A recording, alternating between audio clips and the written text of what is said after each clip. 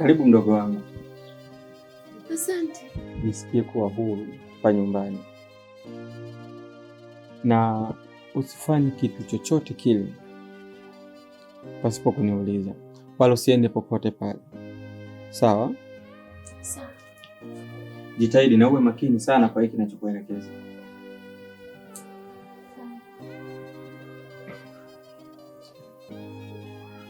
Na Isa umepata wapi? Isa, nilipokuwa njiani nikija huku, kuna vijana walinivamia njiani, ila kuna kijana mmoja alijitokeza akanisaidia, ndo aliyenipatia Isa. Unamjua? Hakukwambia anaitwa nani? Hajaniambia chochote kumhusu yeye. Sawa. Kama alifanya jambo la hila kukusaidia, tumshukuru Mungu kwa kuwa umekuwa salama hadi umefika. Kama ni kijana mwema, utampata tu. Inawezekana labda akawa ni wa mazingira haya. Sawa. Kikubwa tu zingatia kila kitu ambacho nimekuelekeza. Sawa? Sawa, mimi nakuelewa. Sawa. Sasa ngoja niingie nijiandae ili nitoke niingie niende kazini.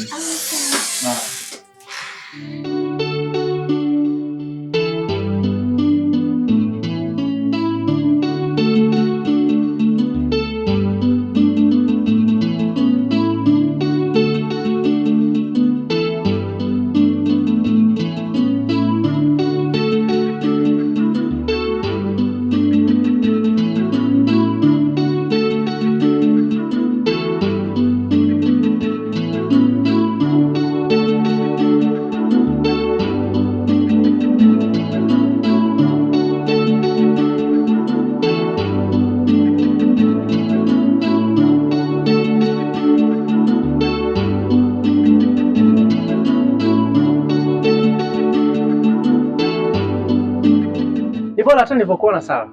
Niambie. Anasikia kuna mdogo wake na Nyota amekuja. Mimi mwenyewe nimesikia lakini sijapata kuonana naye. Oh. Nasikia amevamiwa. Je, unafahamu alomvamia? Amevamiwa? Sawa, mimi mwenyewe nimepata kusikia hizo taarifa juu lakini sijapata taarifa kamili. Habari bwana. Salama vipi? Safi kwema. Safi kwa poa. Sawa mambo. Poa za. Njema za kwako? Mimi niko poa.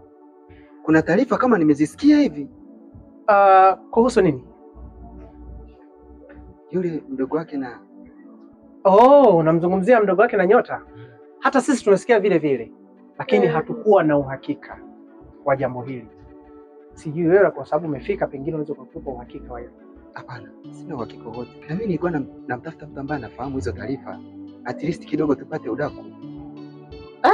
Kuhusu udaku hapa sidhani kama kuna udaku kwa sababu mimi sijui. Hata huyu pia hajui. Mimi sijui.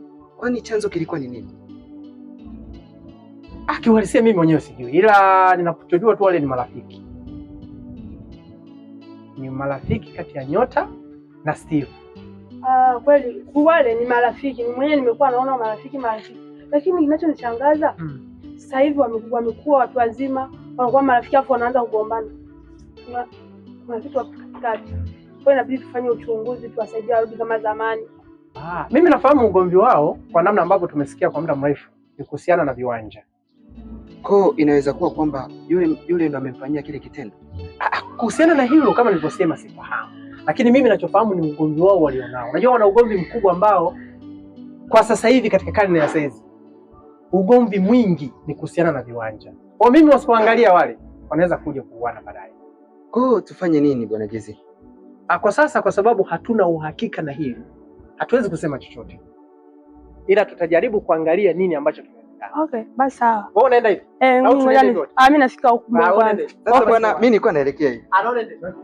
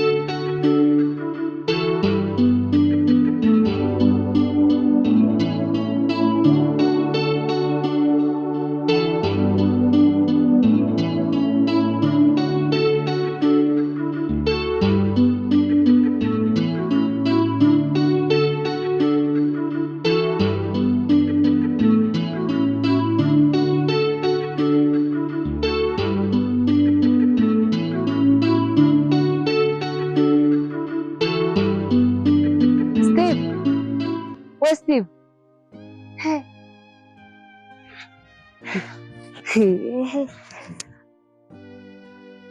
Steve, na siku ni nzuri, namshukuru Mungu.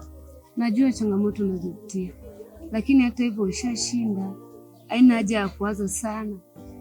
Fosi na maisha yako. Au unaonaje? Unachokiongea ni sahihi, ni kweli, lakini mimi ninachokujiuliza hapa ni kwamba yule jamaa ana hela sana. Hii kesa anaweza kairudisha mahakamani na nikaitwa mara ya pili tena, kwa sababu unajua ni mtu mwenye hela hawezi kushindana na mtu ambaye hana hela. Yaani ndio alikataa na pinga, ni kwamba atanirudisha tena kule, tutaanza process nyingine ambazo tulizipita. Hicho kitu ndio kinasababisha mimi nawaza. Sikia nikwambie, pesa sio kitu, bali utu ni kitu. Anaweza kuwa na pesa lakini ukamshinda. Mungu yupo. Umeongea point. Tajitahidi kusahau, lakini yaani mimi kwa ushauri wangu, hebu fuata maisha yako, yaani pambana na maisha yako, utapata pesa. Achana na huyo bwana. Mungu atakusaidia. Haya, mimi ngoja niende kwanza. Hamna shida. Haya, kwa hiyo.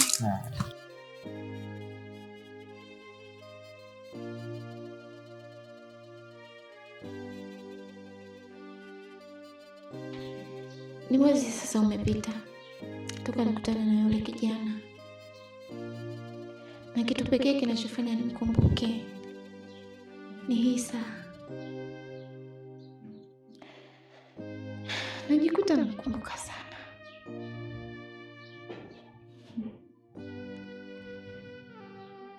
Sijui tayari nimeshaanza kumpenda. Muda mwingi namfikiria yeye, na imani ipo siku nitakutana naye. Najipa moyo, lazima nitakutana naye.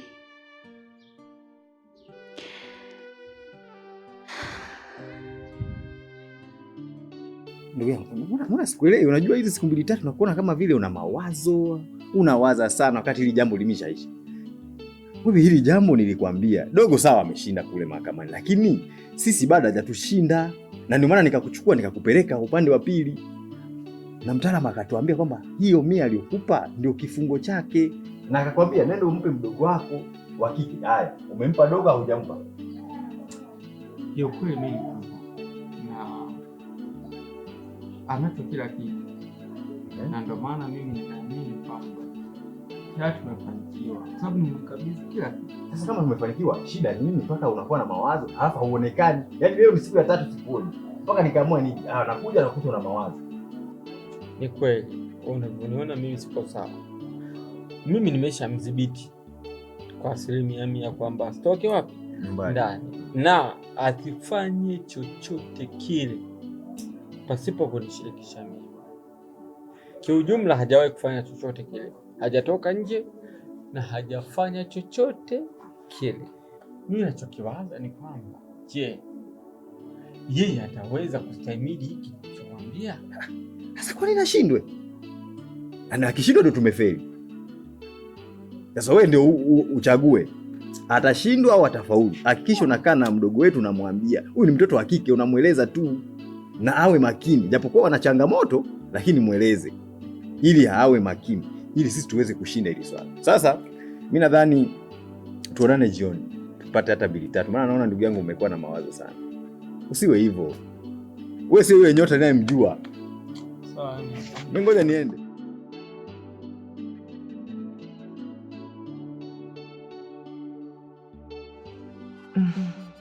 Mbona kama sielewi? Ina maana nimeanza kumpenda yule binti. Naanza kumpenda.